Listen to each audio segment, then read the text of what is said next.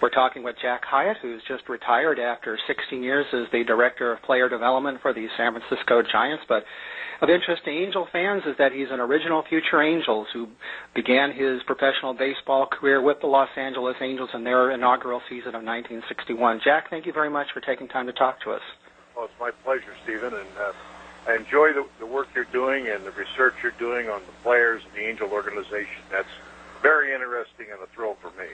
Well, thank you, Jack, and I know I've had a lot of positive feedback from Angels fans and just baseball fans in general, and also some of your contemporaries, those who visit the website, have heard interviews with Dan Ardell and Paul Mosley, and we're trying to track down a few more folks, certainly Roland Hemond, and everybody seems to be excited to recall that time, and I think one of the things that's most fascinating in talking to them and to you is you all seem to have an uncanny ability to remember what happened 46 years ago. So let's go ahead and go back to that era. And let's start by telling people a little bit about your amateur background. That I guess that was your senior year in high school when the Angels signed you? Yeah, I was at San Fernando High in the Los Angeles Valley, and I had a scholarship to the University of Southern California upon graduating, but I needed to go to a junior college for a short period of time to sharpen up my Spanish and my math to be able to go to SC. And so I went on to Pierce Junior College. And at that time, Stephen, you could sign a contract with a professional club while playing junior college baseball up until your first league game. However, after the first league game, you had to spend the rest of the year with that junior college and including 4 years of college total. So you were locked in, so to speak, and I was playing at Pierce, and I let it be known that I would sign if I could get a bonus. And by golly, the Rosie Gilhausen and Mr. Bert Niehoff, who were handled the Valley, among other places they traveled, looking for ball players, they came to the house and made an offer, and Mom and Dad and I decided to take it. Do we want to talk about how big an offer that was? It wasn't that big a deal. It was $50,000, and which is nothing now. But at the time, it was more than my father made, and he had been working for a long time in the oil business. So I was very thrilled, and but that money went very quickly. Yeah. What did you do with the money? Did you bank any of it, or just like? Oh, yeah. Well, no. I bought some property, and that turned out pretty good. I bought a car, but the way I structured my contract, which they can't do now, they have to give all the money at one time now. At that time, I took $10,000 for 5 years, and the way they structured it, 4 years, June 1st. And the first day I play in the big leagues, I could have 10 more. Oh, good. And that's how it was structured. So, and it worked just right because let's see, 61, 62, 60, 64, I went to the major leagues. Now, I noticed in two different sources that I researched, I found an Angels media guide which said you had signed in 1960, but then I found another source which said that you signed in March of 1961. I'm wondering, maybe the discrepancy is, like you said, that you went off to Pierce College. Would that explain the discrepancy? Yeah. I didn't graduate from high school till February 1st of 61. Then I signed my contract in March of 1961.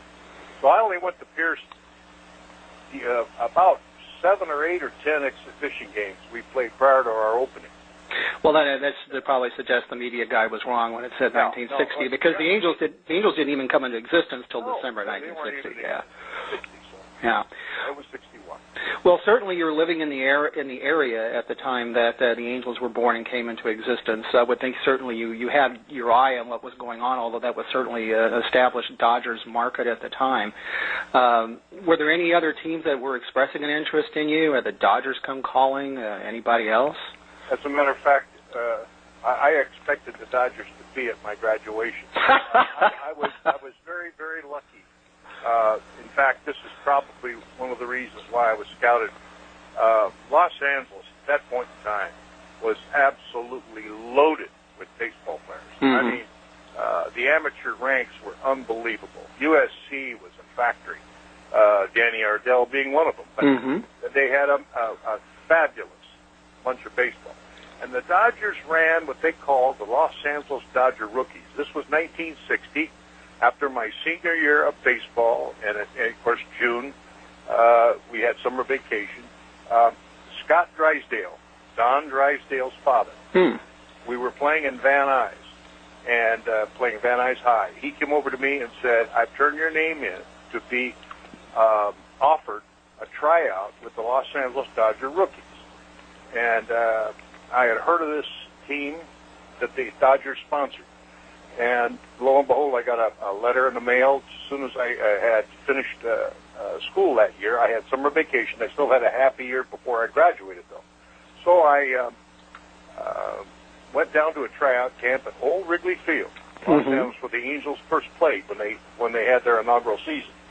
And we had a tryout camp there that summer. I went and worked out. They wrote me another letter, come back the following week. I went back the following week, and we played a ball game from 9 to 5 in the afternoon. All these players that they liked. In other words, they probably had every doggone good ball player in Los Angeles at that tryout camp. And God only knows how many of those guys ended up with fabulous contracts. But I was lucky enough to make that team, and we played all over the West Coast that summer. Los Angeles treated us like $1 million, the Dodgers did.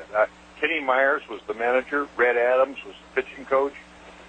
Mr. Campanis used to come and watch us play. It was great.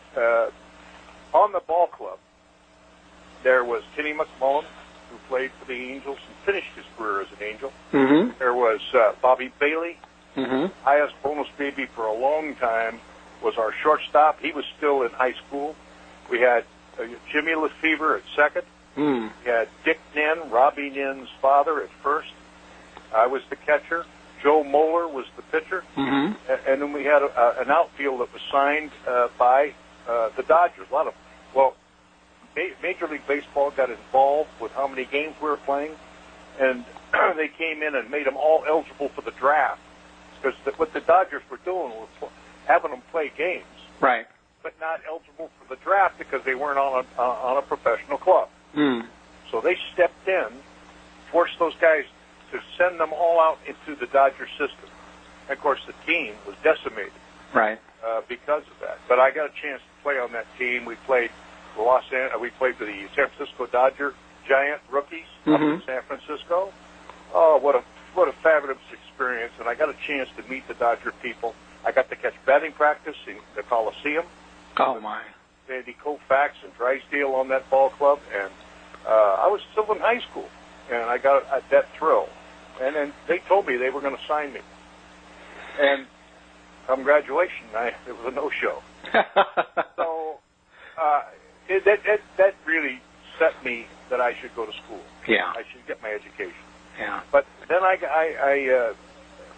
the Angels were persistent, and I really wanted to play professional baseball in the worst way. I didn't want to get hurt where I could, and so I took the contract. Well, I should mention parenthetically before we move on, speaking of playing in the Coliseum, that I don't know if you saw this story up north where you live, but the Dodgers have announced that they plan to play a exhibition game next year in the Coliseum. Love to go see that. I'd love to be there. I was there for the All-Star game. They had, was that 58? 1958. They're doing it because it's the 50th anniversary. Yeah, and I remember seeing Yogi Berra and Ted Williams, and it was what a fabulous thrill. I mean, I was one of the 100,000 people that were there that day. Well, it should be interesting to see how they adapt the facility for next year. In any case, getting back to your career, do you recall when it was that you first spoke to either Mr. Gilhousen or Mr. Niehoff? Because, again, as I mentioned earlier, the Angels didn't even come into existence till December of 1960, and you know, we talked earlier in the year to Roland Heeman, who came in January and had to put a farm system together from scratch basically in 3 months, which, you know, today would just be impossible. But I'm curious when it was that the Angels first came knocking. Well, you know, I wasn't paying attention to who was in the stands. You know, was playing at Pierce Junior College, and I was out there playing. I think what happened, most of the scouts had turned their backs on me because of knowledge that I was going to go ahead and get my education.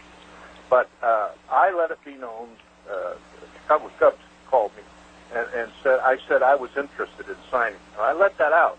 And when I let that out, then I started getting phone calls. I got a phone call from the Yankees and the Phillies. And then Rosie called me one night, and I had never met Rosie Gilhousen or Bert Neal. And they said, were you interested in signing? I said, yes. And they said, can we come out and see you? And I said, yes. So they drove out to the house that night, and I told Mom and Dad, I've got a number in my mind that if it gets to that, I'll sign. And my mom didn't want me to do that. She wanted me to go to college. Yeah. So anyway, that's how it was done, and they were terrific to us, and my mom and Dad liked them instantly. They're two great guys, and I'm just very proud. Especially Mr. Niehoff was just a real class act. He didn't live much longer than that, but he was an absolute fabulous guy, and a credit to the game of baseball. Well, and certainly Mr. Gilhousen, too, if I recall correctly. He worked for as a scout for the Pirates, I think, before coming over to the Angels, because the Pirates were affiliated with the old PCL Hollywood Stars, so I think he was covering the West Coast for the Pirates at that time. Well, he scouted until he died, Rosie did. And, I think it's been just a few years since he's passed away. Mm-hmm. I ran into him in the late 80s in one of my trips somewhere, and I ran into Rosie, and we had a nice talk.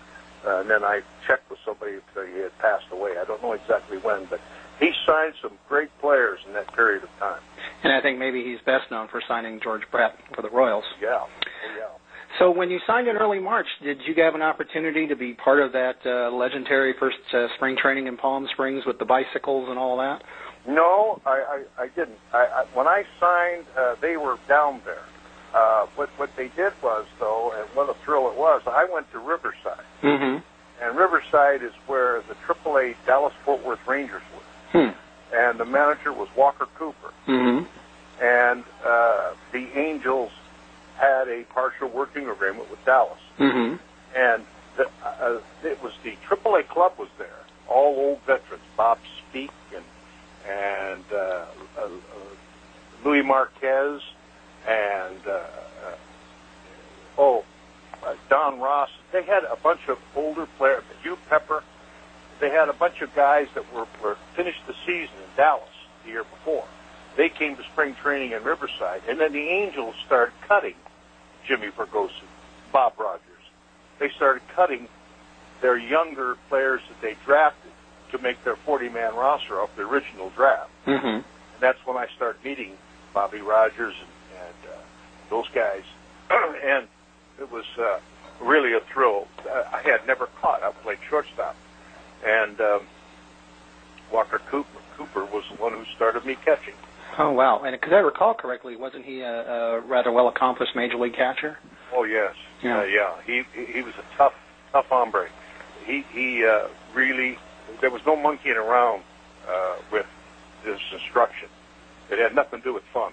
He made it as tough and as hard as he could on me to let me know that that's what that job entailed. And he set me straight right away.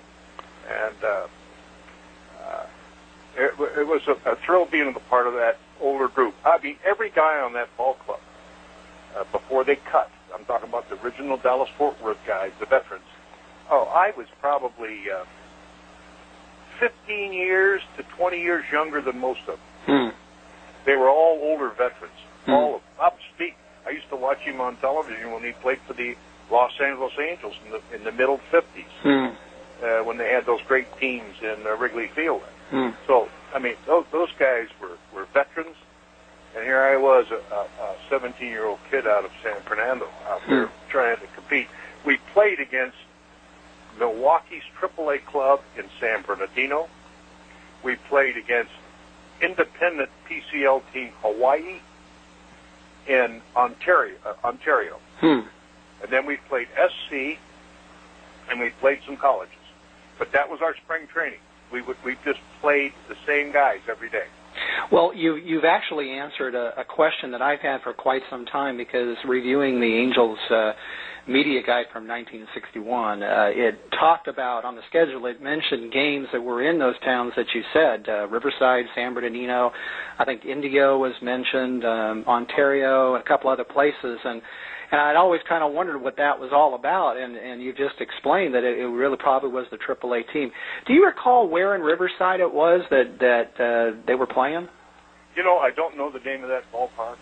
It was a city community park. It wasn't a stadium, and it might have had some somewhat grandstands. I do remember that. There was a clubhouse down the right field corner. Mm-hmm. Old wooden clubhouse, and we went in there and put our uniforms on, and that's where we got our start. But it wasn't state of the art by any means. It was probably very old and been there for years.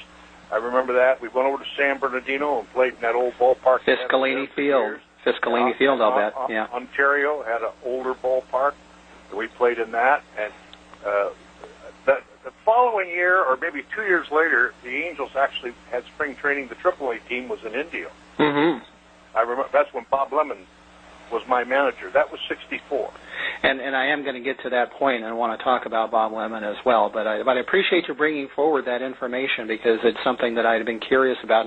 And I'm kind of thinking maybe the park in Riverside was the one next to Riverside City College, which is just south of downtown, because I think in the late 80s there was a Cal League team in there that was called the Riverside Red Wave, and I think that's where they played. I think it was called Evans Park. But anyway, that's my research to do. So the season begins, and you're assigned to the other Angels affiliate that year, the Class D Statesville Owls in Statesville, North Carolina, which we spent quite a bit of time talking about on the website this year. And if I recall correctly, you hold the distinction of being one of the first 4 Angels players to fly out there to Statesville. Yeah, that's true. You know, actually when spring training ended and the AAA team went to Dallas, I went home back to San Fernando.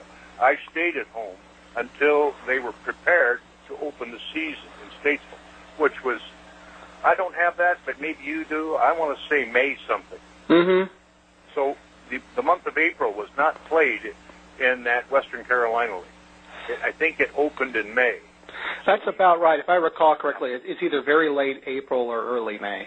Exactly, and John Moss was the president of the league then. But we, Dick Simpson, Blake Kukas, George Conrad, myself. We flew from Los Angeles. None of us have been in a plane. And we flew a jet. We flew a jet from L.A. to New Orleans, a small plane into Charlotte, a cab to the local downtown bus depot, and then a bus to Statesville, North Carolina. I think that must have been a real cultural shock, not just for you folks, but for Dick Simpson in particular, being an African American. Unbelievable. I talked to him just recently, thanks to you. You gave me his number, and I talked to him when we renewed that day, and it was a strange day in my life. I thought I dreamt it, so I didn't want to discuss it, but it was a fact. The 4 of us were downtown. We had a couple of hours to kill before our bus to Statesville, and we decided to go in this diner to have a hamburger. So 4 of us sat up at the counter, and they weren't having much to do with us, I think. And pretty soon, a large chef or cook came walking down toward us with a butcher knife in his hand. Oh, my. He was patting it in his hand. And he said, I'm not serving him. We went, what the heck? We didn't grasp it. We really didn't. We forgot. We were kids. Yeah. We didn't really know, Steve. We didn't know what's going on here. The guy said, you guys got to get out of here. And then we finally realized we don't serve this kind here. And then we all got up, went outside. And then I think George and I went back in and we got 4 hamburgers to go. Wow. Sat outside on the concrete and had our hamburgers. But that was the start of a very, very tough summer for Dick Simpson. I admire him more than I can ever say. here's a young man from Venice, California, born and raised, where he is an absolute equal, and he gets on a plane and wakes up in the Twilight Zone, where he is treated as an absolute unequal. And I never forgot that, yet he put up prolific numbers and played like a pro that he is. Well, and if I recall correctly, obviously minor league operations are very different then, and so when the Angels had an affiliation with Statesville, it was a loose affiliation in the sense that they could sign their own ball players, and they actually had some players who carried over from the year before who were locals from North Carolina. So what was Dick's experiences with some of those teammates, especially those folks who were North Carolina locals? Well, he has a world of stories, and he shared some with me, but I remember the ones I distinctly remember, and I made sure when we talked that I verified, because you get older, you have a tendency to magnify or add. I've always been doing that my whole life. But anyway, Tommy Lasorda makes a living off of it. I'm not in that league yet. He's a Hall of Famer in that area. I remember the only place with air conditioning in Statesville was the movie theater. Mm-hmm. They changed the movie once a week, and all of us would go to the movies every day just so we could get some air conditioning. And we would sit in and watch the same doggone movie 7 days in a row. And I would go upstairs, and halfway through upstairs in the balcony was a partitioned area. Black people had to come in from the alley. And then they had to go up a stairway, and then they sat in half the balcony. And then that's all they had. And then the rest of the whole movie theater belonged to the white people. And I sat up there so I could talk to him over the top of the partition. Oh, goodness. About what we were looking at, and talking about baseball, and just having fun like two guys do. And I remember doing that. He said he remembers that quite well, that him and I did that a lot. And it's an embarrassing thing to discuss. Oh, well, I feel sorry for the poor man. Yeah. Tell us a little bit about the baseball operation there itself, the ballpark. When I know when talking to you and Paul Mosley that you mentioned going to the theater a lot. Did you play night games at that park? Did it have lights, or were you playing day games and going to the theater at night? Virtually all night games, no Sunday. What do they call it? The Blue Law? Yeah, I think so. The Blue Law is in effect south of the Mason-Dixon line, and there's no baseball. That's the Bible Belt. There's no baseball on Sundays. But we played all night games, and we commuted to every single team in the league. There was no overnight stays anywhere. I don't remember the length of these trips. If you dug up a map of North Carolina, some of the towns that we played in, I don't think they were too far. Yeah. But I know we got in a school bus, a long-nosed school bus that had bench seats. And we jump in this thing, and our shortstop and pitcher, Ed Thomas, was the bus driver. Really? Yes. Ed Thomas, who eventually, I think, got a cup of coffee in the big league. Well, I know that he was originally one of the carryover independents from the year before who had played for Statesville. And I know his name showed up later in an Angels media guide, I think around 64 or so, that indicated to me that he had actually been signed by the Angels, and I didn't know whether he had made it to the big leagues or not. But that's interesting. I remember he was on the AAA club with us in Hawaii, but I don't remember, because I was traded soon after I became an Angel. And I don't remember all the players that played with me, how many got there, how many stayed, where they all went. I went to the National League, and I just didn't get a chance to. Yeah. We got $1 a day, meal money. We usually would stop prior to the game, get a Coke and some peanuts. That took care of that $1. And no one seemed to care, complain. Not a doggone thing. We had a very good ball club. And we made do with the best we could.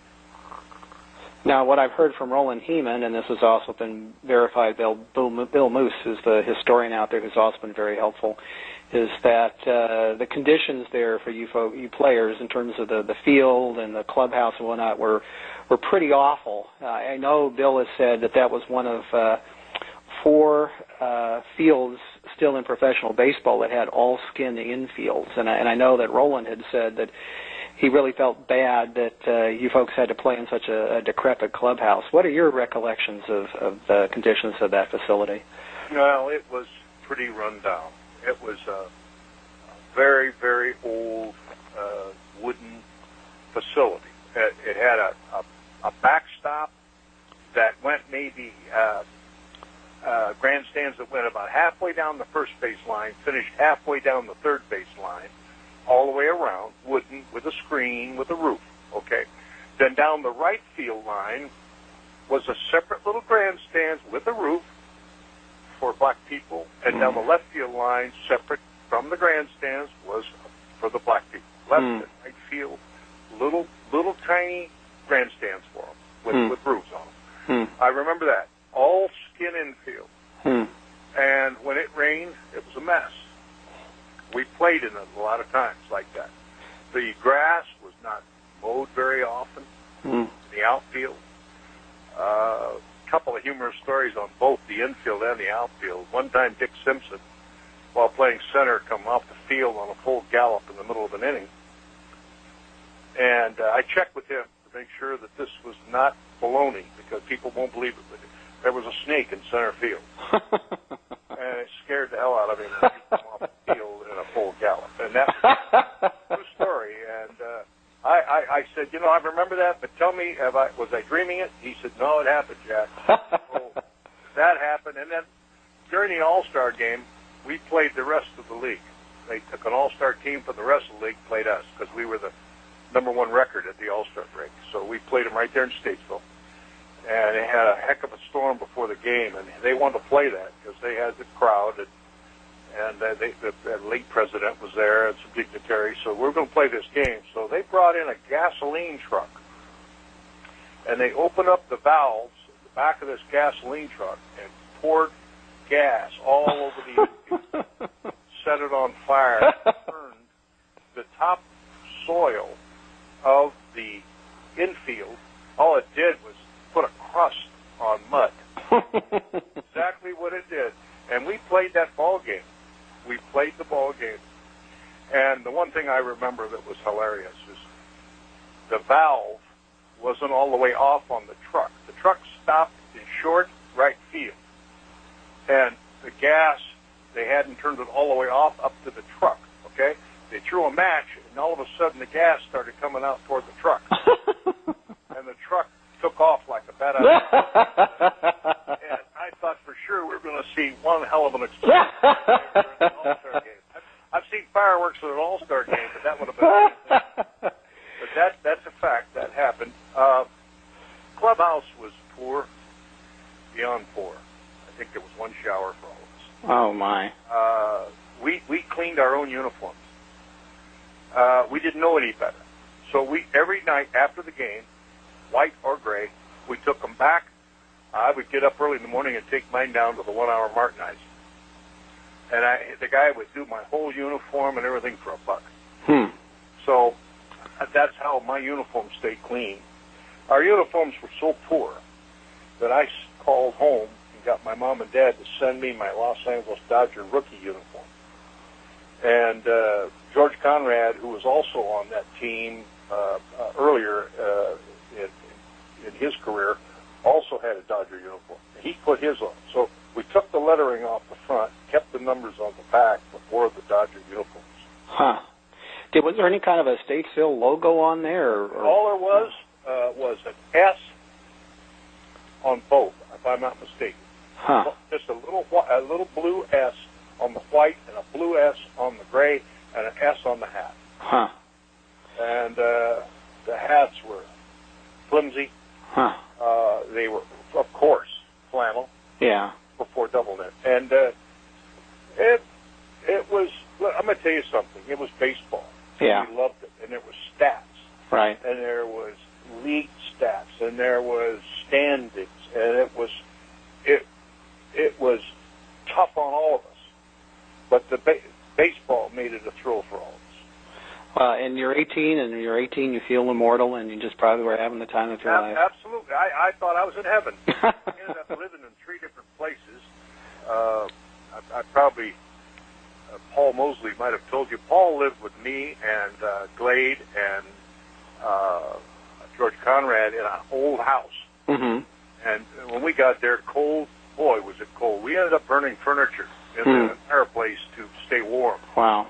And, but, of course, then when the summer comes in North Carolina, you don't need any wood. Right. You need a lot of mosquito repellent. Oh, absolutely. Plenty warm. I do remember a family taking us all in. Every Sunday we go out to their house for a picnic. I remember that just like it was yesterday. I wish I remember their names. I would write them a note. But they were awfully good to all 3 of us, George, Glade, and myself. And we had a great time going out there and having a family-type atmosphere. They had children. It was like being at home. It was really great. Well, let's talk about your 1962 season, because you're with San Jose, and which is significant for a couple of reasons. I think, number one, that's the same ballpark that San Jose Giants are in right now in the Cal League. Am I right? Absolutely. Same one. So you must enjoy going down there to check out your boys, because it must bring back a lot of memories. Yeah, it does.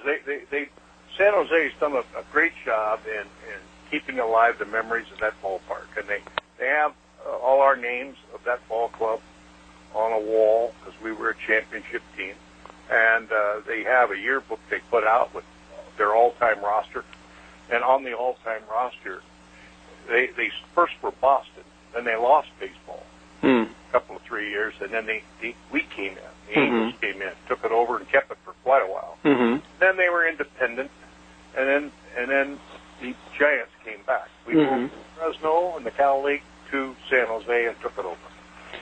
Giants did. Well, now, one of the questions I wanted to ask you about is, I know that actually we looked at 1962 for a different reason a couple of years back, because Brandon Wood, who's pretty much the Angels' top prospect in the minor leagues right now, in 2005 with Rancho Cucamonga hit 43 home runs, and doing a lot of research going back through media guides over the year, I found that it appeared that Dick Simpson held the prior record for most home runs hit in one season by any Angels minor leaguer, because he hit 42 with the Bees that year in 1962. And, those of us obviously who weren't there, it was kind of hard to put in context Brandon's accomplishment compared to what Dick's did, because we really didn't know what the facility was like at the time, what the conditions were like. So maybe you can tell us about what the park was like at the time, and how legitimate were those 42 home runs? Well, our ballpark in San Jose is still the same. They've moved the fences in because they were destroyed in a heavy windstorm that hit that area. They haven't done anything to that ballpark. It's the same exact ballpark, same clubhouses, everything. Oh, wow. The fences actually had to be repaired. And when they did, they finally moved them in a little bit in right field. The wind blows very strong from the right field corner to the left field corner. If you would see maybe 3-4 home runs a year in right field. But you'd see some in left field. And Dick was a pull hitter, and a right-handed pull hitter. So he had some good luck. But I think what makes this even a bigger record is there was only one ballpark in the league that was a cheap ballpark to hit home runs, and that was Reno. So the ball carried like mad up there for that high altitude. And on that same season, I think Roy Gleason hit 44. Or Jimmy Lefevre hit 42 or 44. So Dick, I don't think, led the league in home runs that year, 62. So that'll tell you. But the rest of the league, there was Visaya and Stockton. They were tough to hit out of. Modesto was tough. Santa Barbara was extremely tough. Bakersfield. Bakersfield, and that was the league. And you played the same teams more often. There wasn't ballparks down in the San Bernardino area at all, where the light air there, or Lancaster. We used to have a little fun in that ballpark, the home runs. Oh, yeah. There wasn't anything like that. Only Reno was the only park that you could get well in. The ball really carried. And it's been a while since I looked at Brandon's record, but if I recall correctly, I think 11 of his home runs were between Lancaster and High Desert, which any California League pitcher will tell you from their worst nightmares. Yeah, so those are very generous parks to hit in, and Dick didn't have that pleasure, but he hit 42. We haven't had a giant come close to that. And they've had an opportunity to play in some of those finer parks like Lancaster and also High Desert. So, I mean, and we've had some major leaguers go through there. So that was a fabulous year. Him and a kid by the name of Jackie Warner were our two power hitters, and they really had an excellent year, both of them. Well, if you were playing for San Jose and Bakersfield was also in the league, that meant you would have had an opportunity to play in front of the home crowd every once in a while. Sure did. I played in front of that's where I was born, and my grandparents, both sets of grandparents, lived in Bakersfield. My mom and dad didn't live very far from there. So when I came into Bakersfield in '62, there were a lot of home folks watching. Now, 1963, you played for Tri-City, and if I recall correctly, that's 3 small towns in Washington State? Yeah, Pasco, Kennewick, and Richland. I'm not familiar at all what that facility was like, so maybe you could tell us a bit about that. Believe it or not, you say, geez, that's in Washington. That's got to be lovely, right? Not in the middle of the desert. It's right out. It's just desert-looking area. All of a sudden, there's 3 little cities springing up around the around the Columbia River. And it's, Richland became, it's the atomic, they made atomic bombs there. And that was its claim to fame in Pasco. And we lived in Pasco. The ballpark was in Pasco. It was an older ballpark. It was tough living. Why? We spent the night in a lot of cities in that league, but we took station wagons. So we had 5 station wagons with our ball club in it. I don't want to tell you how many blown tires we had in the summer. And always the older guy would drive.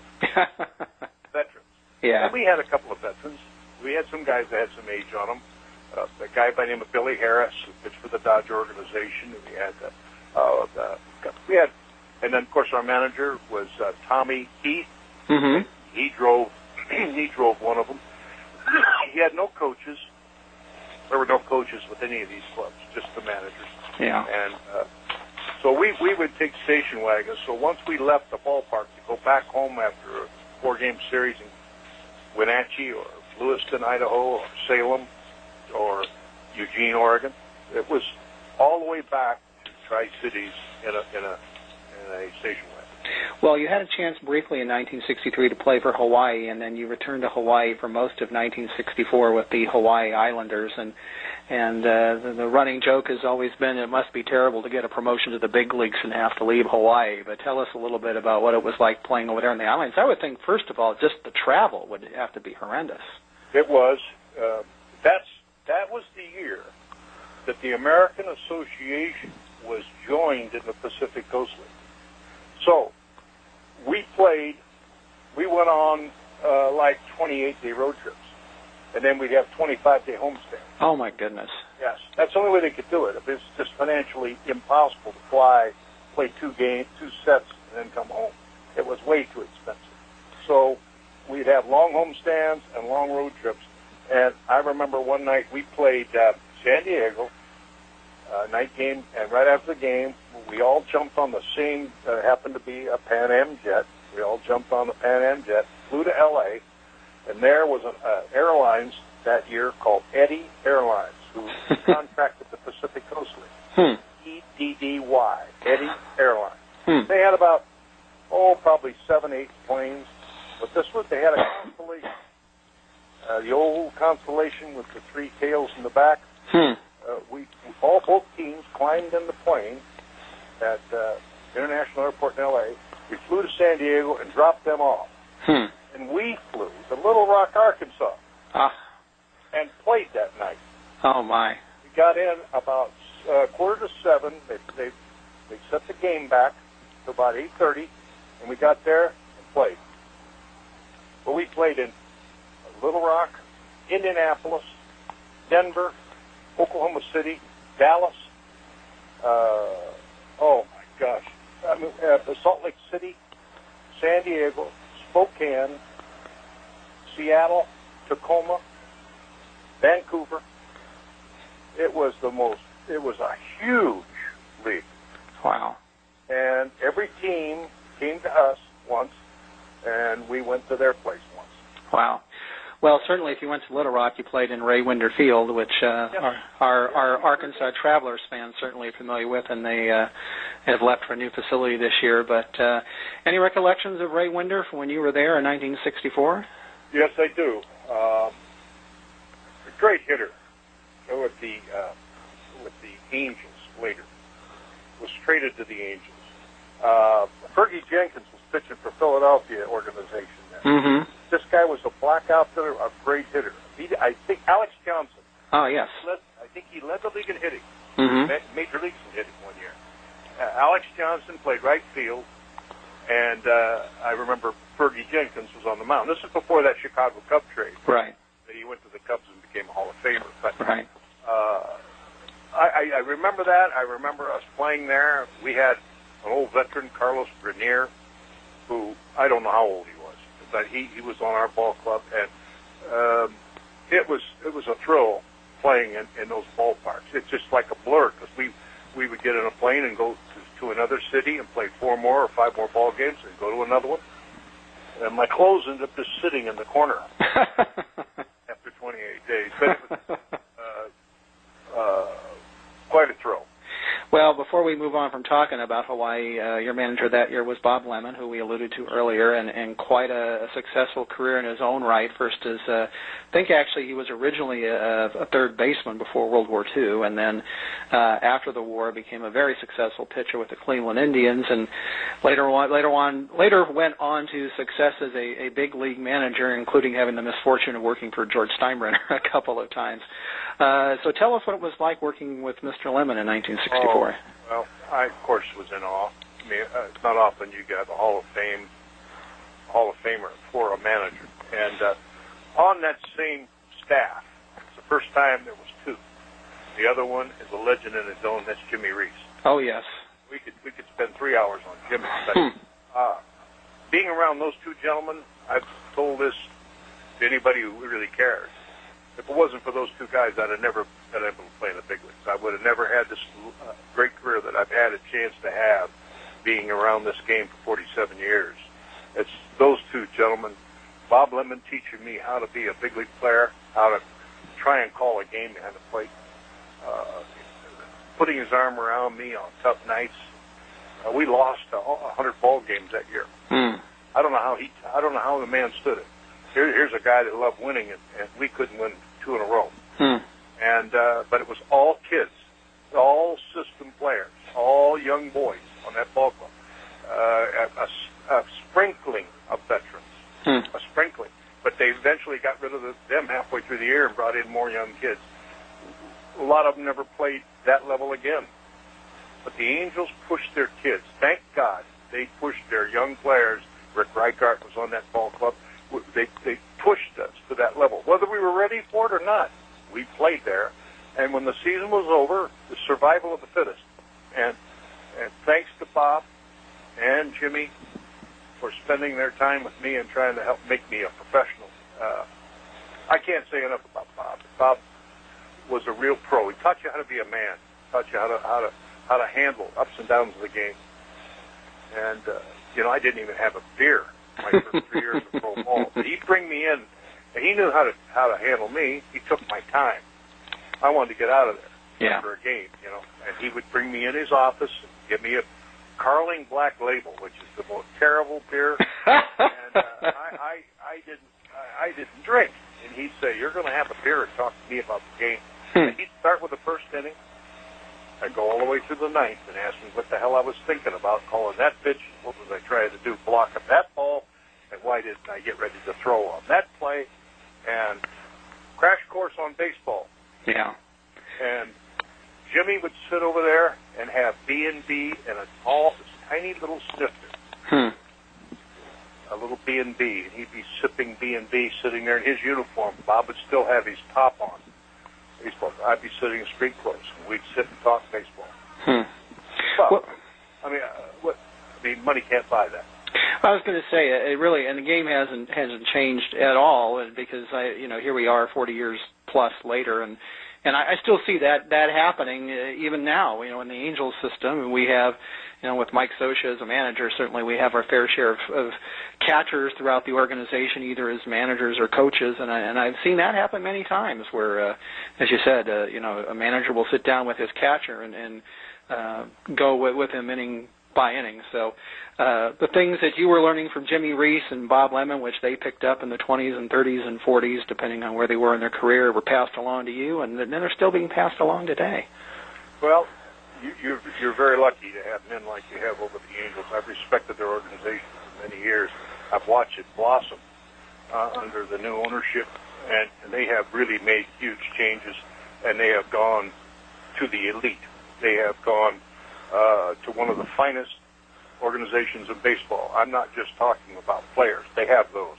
I'm talking about men they've hired and the way they've cultivated their organization and the strength that the organization has and the reputation that they're building and creating. And it won't be long, and they're going to be just a fabulous ball club, which they already are. I think they're going to be set, and they won't have to worry about free agents.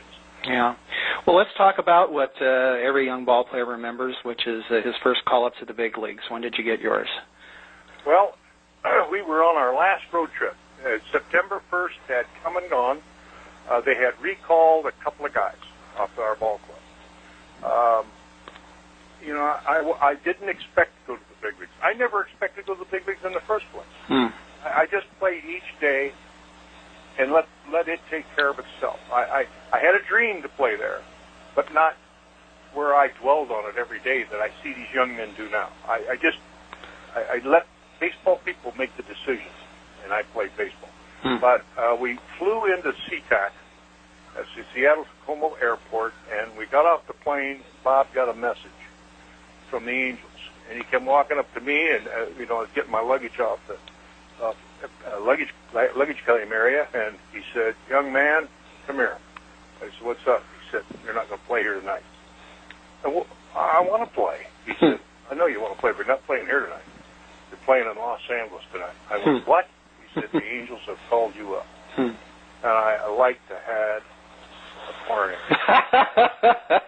I flew immediately out. They had a flight for me. I flew immediately into LAX, and they had somebody picked me up and rushed me right to Dodger Stadium, where the Angels shared it with the Dodgers. Which was known as Chavez Ravine when the Angels were there, because we didn't say the D word. And you talk about a thrill. Well, I went from Bob Lemon, which I absolutely loved, to another guy who was just as nice, Bill Rigney. Bill Rigney was just a marvelous man, and he was awfully good to the kids. He always had time to talk to us. We wouldn't play a whole lot, but he would come over and put his arm around us and tell us what he wanted us to do and be ready, because I'm going to call on you, and by God, he sure did. So it was a thrill playing there, and it was a thrill getting recalled. I'll never forget that day as long as I live. Well, it must have been a disappointment to you to have had that opportunity, and I will note just for the recording, according to the stat sheet, you got into 9 games and had 6 hits and 16 at-bats, which ain't that bad. But then that November, you got traded to the Giants for Jose Cardinal, who certainly was one of the more respected ball players of the era. So was it a disappointment for you? Was it a shock, or did you see it as an opportunity? Oh, absolutely. Like all these young kids, you think you're going to spend your whole career with one club. You really don't dream of being traded. That's kind of like someone throwing cold water on you. It doesn't matter where you go. You're not old enough to understand that. All you know is you've been loyal to an organization, and these are all your best friends that you've ever known in your life. These guys are the same roommates. I went through minor league baseball. These guys were all my best men at my weddings, and great guys. And now all of a sudden, you could have traded me anywhere but the San Francisco Giants.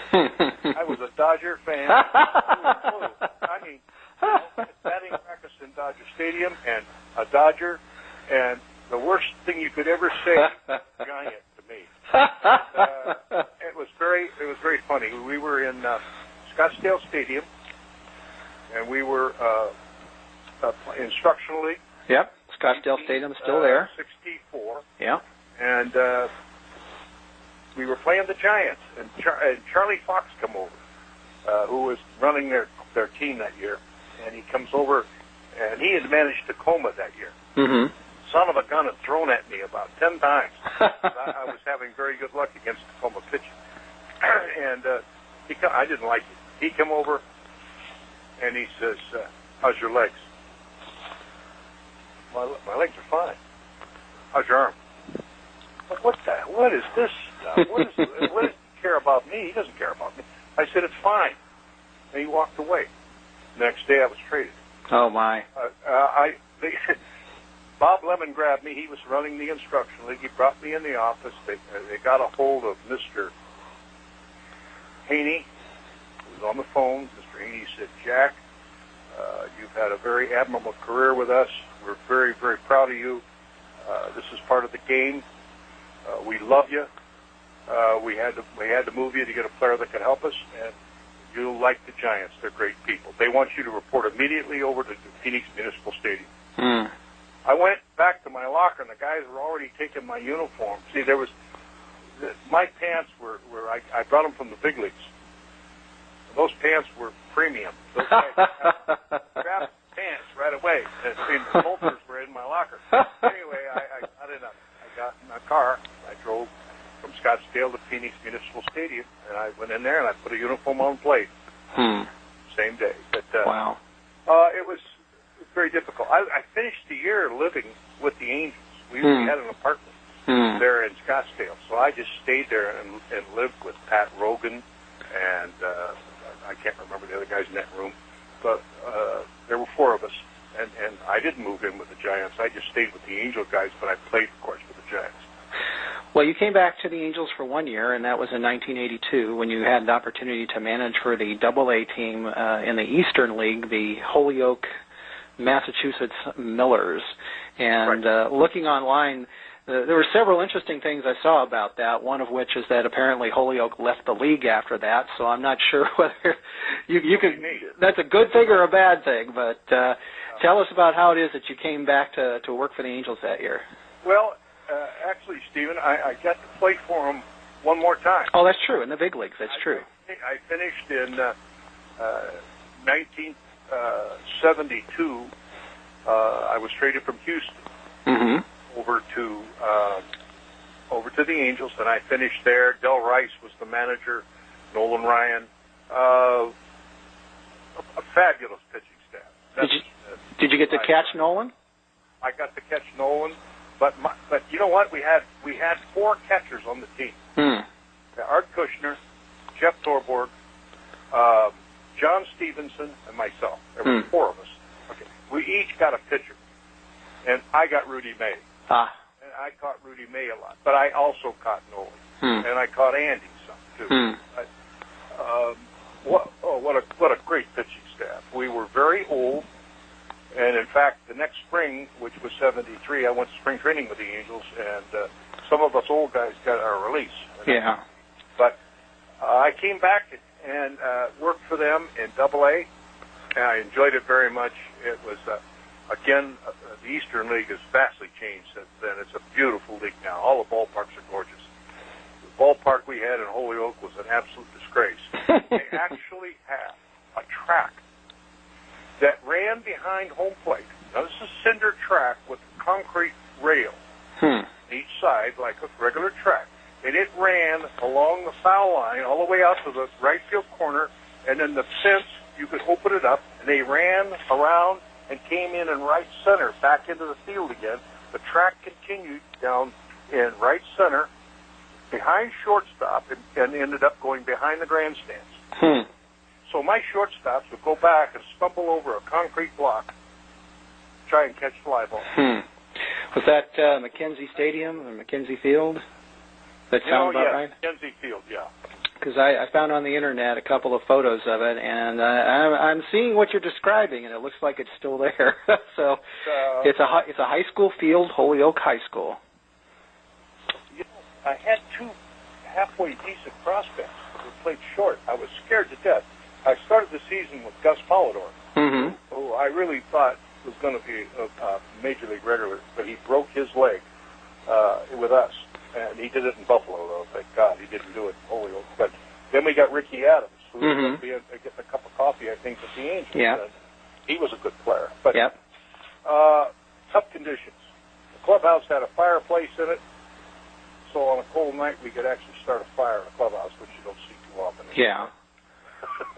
But anyway, some great kids put up with a tough summer at Holyoke, Mass. That was a very, very tough league. There wasn't really a nice ballpark. Well, there were three players on that roster I wanted to ask you about because they went on to other things in other areas. The first being, of course, Darryl Miller, who eventually wound up being the Angels farm director in the early 2000s.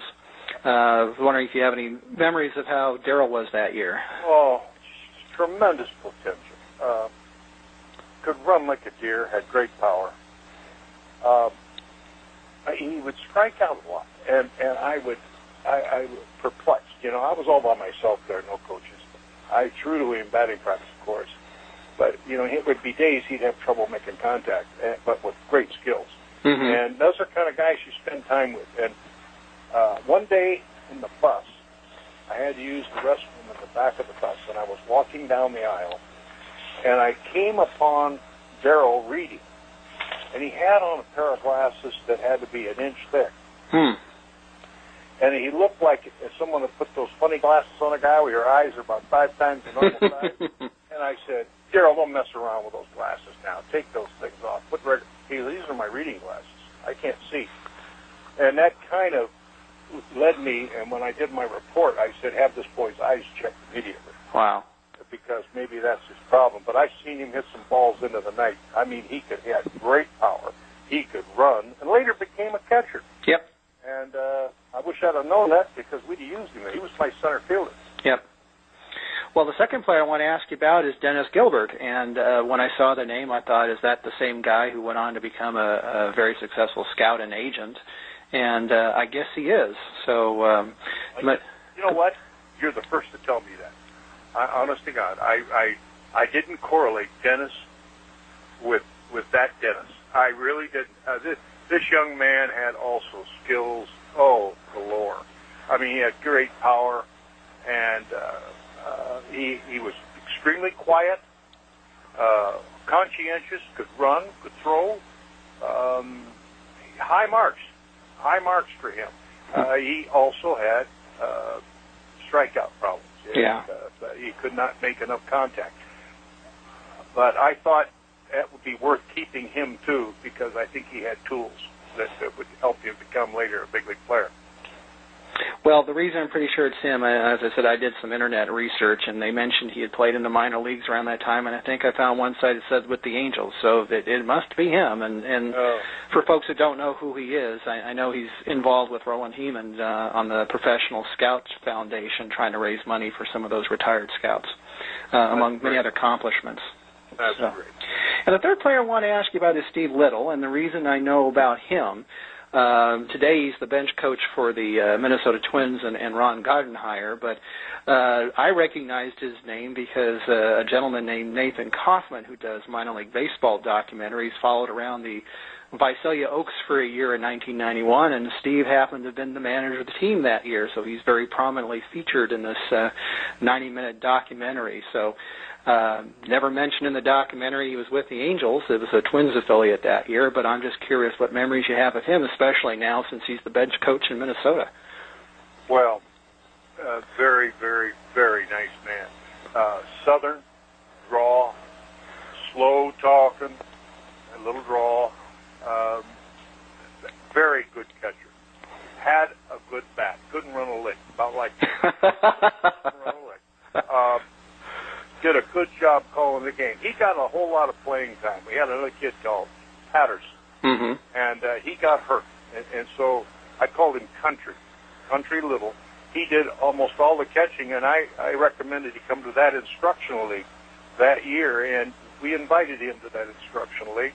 And I was also the manager of that club. Me and Joe Madden had that ball club for the instructional league back in, what was that, 1982. 82. Yeah. That was, and Steve was there. And I thought he might be a nice major league backup.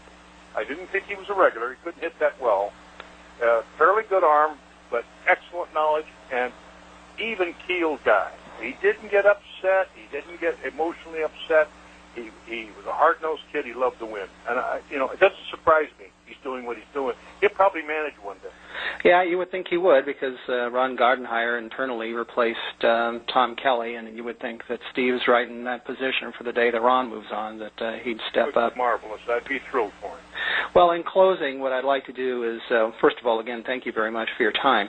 But given now that you've chosen to retire from full-time work with the Giants, although I know you're still going to be doing some assignment net work next year for Brian Sabian, looking back over those early years that you spent in the Angels organization, did you find that you were able to apply those memories when you were now the farm director for the last 16 years and seeing all those kids going through what you experienced?